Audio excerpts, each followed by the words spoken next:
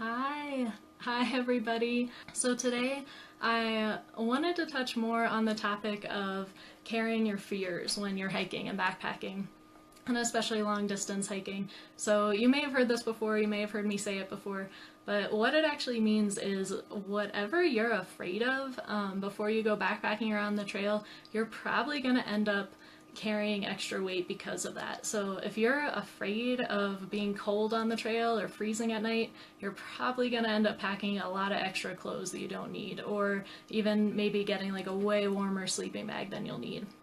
Or if you're afraid of running out of food and starving on the trail, you may end up packing a ton more food than you need. And some of these things, obviously, you don't want to pack too little, and I mean, that's where that fear comes in of, how do I know if I have enough, or, which will come with time and definitely experience and practice. You'll find that sweet spot of, how to tell if you're going to be warm or cold and what clothes you need and how much food you actually need versus just packing that extra and carrying your fears. So first off, though, I do want to say, so I'm a huge supporter of carrying your fears, at least at first, especially if you're new to hiking and backpacking and you haven't really found that groove yet. If you carry your fears, you're going to be more confident on the trail. You're going to be more willing to go out and try things because you have that safety net. You have that security of, oh, well, I know I have plenty of food. Oh, I know I can, sleep through the night. And that kind of thing if you have enough clothes. So I do not think it's bad if you carry your fears. I do think eventually, though, and the beauty of it is that you can always send them back home or, dump them in a hiker box or throw them away if you want to while you're on the trail. So you don't have to carry them forever, if you realize that you don't need something. So I just wanted to share today some of the things that I brought with me on my long distance hike when I set out to hike the Appalachian Trail. I definitely started off with more things than I needed. I think my pack was maybe 45 pounds, which, for me is pretty heavy. That's on the heavy side. I really should have been closer to like 30 pounds. But yeah, so I wanted to share some of the things that I brought that I ended up sending home or donating. And the first thing to go was my camp pillow. So I had an inflatable, I don't know, like plasticky, almost like camp pillow, and that thing was horrible. It was just it was hard to use, I was slipping around on it all the time because it was plastic, and it did add some extra weight, and, I really didn't need it because I always had something that I could use as a pillow, just some extra clothes or a sweatshirt or, kind of bunch up my sleeping bag so I could just lay on that. So I ended up sending a camp pillow home, never missed it. And I think that's something that a lot of hikers fall into the trap of, they want to be comfy at night, or, maybe they don't sleep so well usually anyway, so they're scared of sleeping on the ground and they bring a pillow. Try it out, see what works for you. I honestly, though, I think you can just get either like a buff or a stuffed sack and just put any sort of, clothes and soft gear you have in there and just use that as a pillow instead. So, and the next thing was first aid supplies. When my husband, who I actually met on the trail, so not husband at the time, but now husband, when he saw my first aid kit, that thing was huge. And you have to keep in mind that before I went on this hike, I had led backpacking trips and hiking trips professionally, with teens and youth. And so I was used to carrying a huge first aid kit. I'm a wilderness first responder, and we had to have so much gear and, so many first aid supplies just because, usually we were hiking in a group. So there were lots of people, and, professionally I had to kind of take care of the rest of the group. So then when I went on the trail, I had this first aid kit, and I was like, oh, well, I need all this stuff, what if I need to do this, what if someone else is hurt, and, all that kind of wilderness first responder thinking was kicking in, and which is good, and you have to be aware of that stuff, but my first aid kit was huge. I think my whole first aid kit probably weighed 2 or 3 pounds when I started, which is a lot just for one person to be hiking. So I ended up just either dropping them in a hiker box or throwing them away, but we kind of cleared out my first aid kit and got rid of all the non-essentials, I guess you should say. So I still had a first aid kit and definitely carried first aid supplies with me, but not 2 or 3 pounds worth. So that was another thing to go. The next thing to go was my shoes. And obviously this is actually an essential. You do need, well, I mean, unless you're the Barefoot Sisters or trying to hike barefoot, you do need some sort of hiking shoes, whether that's hiking boots or trail runners or whatnot. Some people do sandals, whatever floats your boat. But I started off with the worst hiking shoes for me, I should say.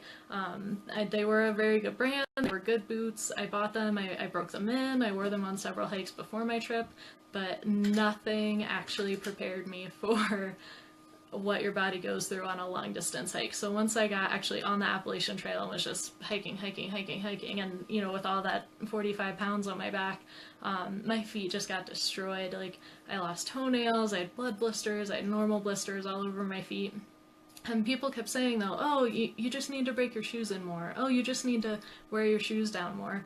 And so, you know, I was trying. I was pushing through. I kept hiking, and it was just so bad. Finally, I broke down and went to an outfitter along the trail and ended up getting a totally different style of hiking shoe that had a wider toe box, and that was perfect. Even brand new boots, I didn't have any issues with any new blisters or anything. So sometimes too, you just gotta trade out your gear for just better options. And so speaking of better options, my pack also is another thing that I traded out and upgraded along the way. So the pack I started with, I was trying to go super cheap when I started, and I had a pack lying around the house, and I was like, oh, this will definitely do, like this will work.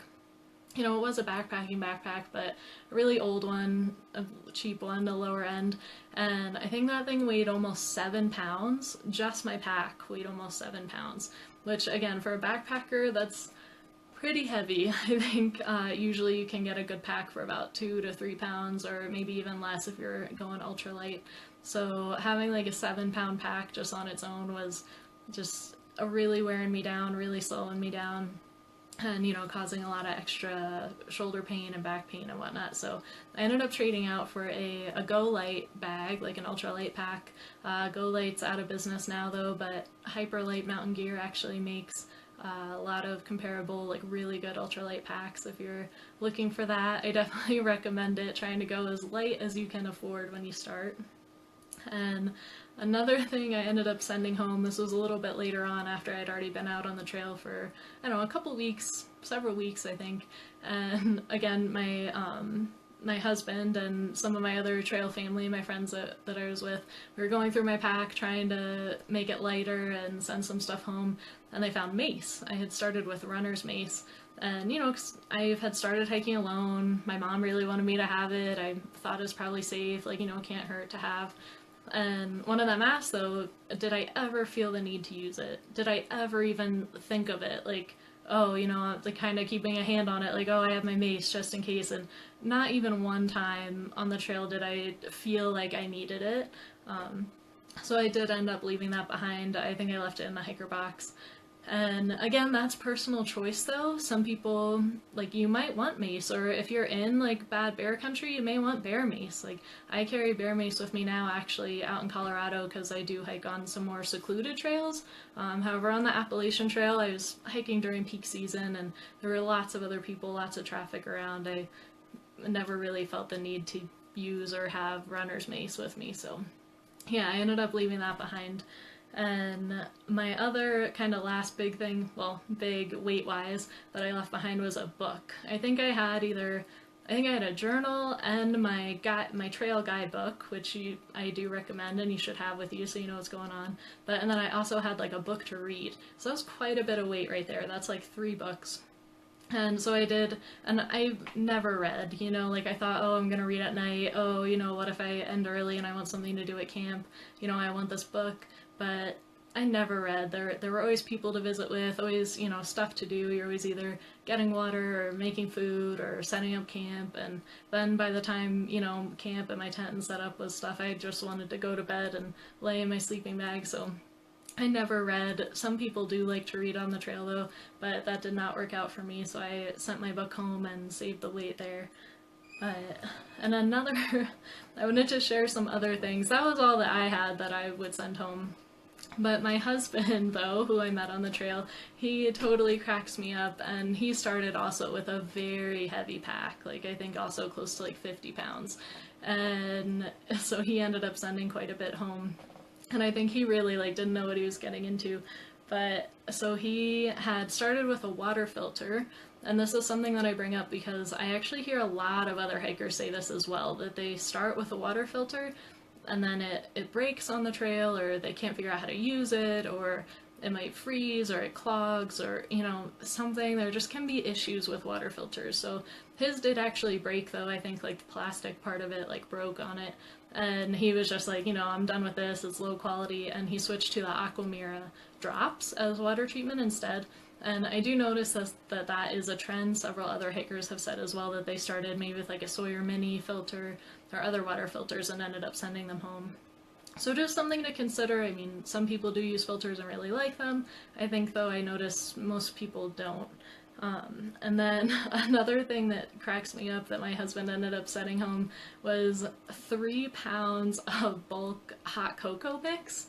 So, and that's another thing. I mean, people say, it's cold at night, you're going to want a hot drink at camp, bring tea or hot cocoa, or, when you want the extra calories. But you don't need 3 pounds of hot cocoa mix. That is just very excessive, a little ridiculous. He ended up mailing that back home. I think it was given to him as a gift, but that is just hilarious to me. And I think the next big category of gear that I see sent home from other hikers that they say is clothes. That's another big one, that people pack way too many clothes, way too many layers. And I also see even new hikers will ask a lot, do you really only wear one outfit? Just one, kind of pair of base clothes all the time? And yes, for real, when you're backpacking, you only need one pair of hiking clothes, one set of hiking clothes, one set of sleeping clothes that will always be dry, and then whatever extra layers you need for the area that you'll be hiking in. So, and that's it. I mean, but people will try to bring town clothes. They usually get sent home or left in town, or, people are scared of being cold, so they, pack a big, a winter coat, even, but if you're not actually winter camping, you don't need a winter coat. And yeah, so just things to think about. I just wanted to share some of the things that I had brought that I thought that I needed, that I ended up sending home. And you can see my full backpacking gear list that I ended up, after I worked out all the kinks, these are what I carried on my 1,300-mile hike on the Appalachian Trail. I'll leave the link in the comments to that, and you can see that gear list. Also, I'll leave a link to what you need in your first aid kit, how to assemble your own first aid kit if you want to build your own, or maybe you buy a pre-made one that you can add or take out of. And yeah, so you can check those out. They'll be in the comments. And until next time, happy hiking!